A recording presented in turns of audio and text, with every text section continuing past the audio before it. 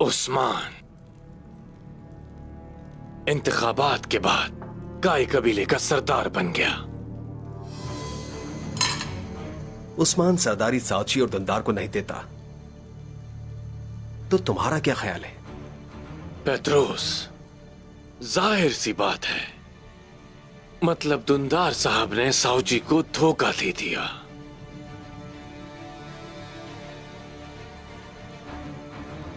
और साउची ने दुंदार को। इस तरह उस्मान सरदार बन गया।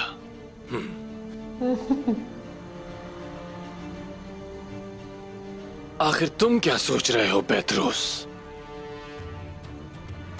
मैं एक तीर से दो शिकार करने का सोच रहा हूं, शायद 3, शायद 5। एक पत्थर से हम ना सिर्फ उस्मान की साख पर छाप लगाएंगे, बल्कि हम दुंदार साहब को गहरी दरार से झांकने का मौका भी देंगे। यानी हम दुंदार को अपना मुआविन भी बनाएंगे निकोला। कैसे?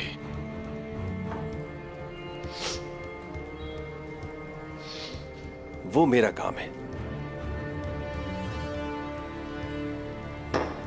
मेरे भाई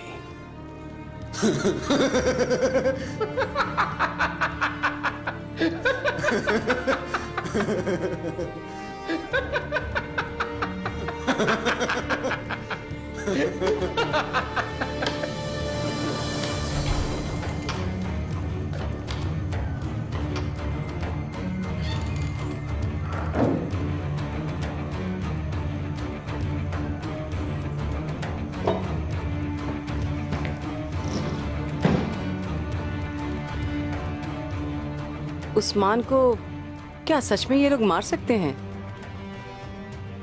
कोशिश तो करेंगे ना, करने दो उन्हें, देखते हैं क्या होता है। फलाती उसका क्या होगा?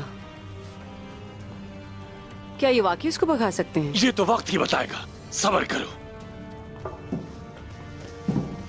मैं सिर्फ ये सोच रही थी कि उन्होंने शायद काई कबीले में किसी को भेजा हुआ हो। बिल्कुल हेलेन, बिल्कुल उन्होंने ऐसा ही किया होगा, लेकिन इससे कोई फर्क नहीं पड़ता। बस ये सोचो कि इनका कोई आदमी यहां ना घुसे। मसला ये नहीं, असल मसला ये है कि ये करना क्या चाह रहे हैं। ये है असल मसला जो मालूम करना लाजमी है। इसके अलावा सरदारी के इंतखाबात के दौरान उनका यहां आना समझने की बात है।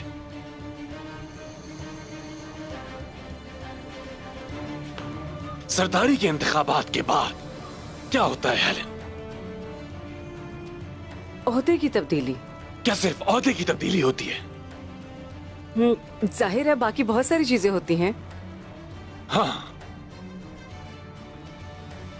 तो वो लोग यहां इतनी दूर उन दूसरे मामलात के लिए आए हैं। मतलब ये कि तुर्क भी खुफिया कार्रवाई कर रहे होंगे। गुस्सा ठंडा हो गया। मुझे भी खुफिया कार्रवाई पसंद है बहुत।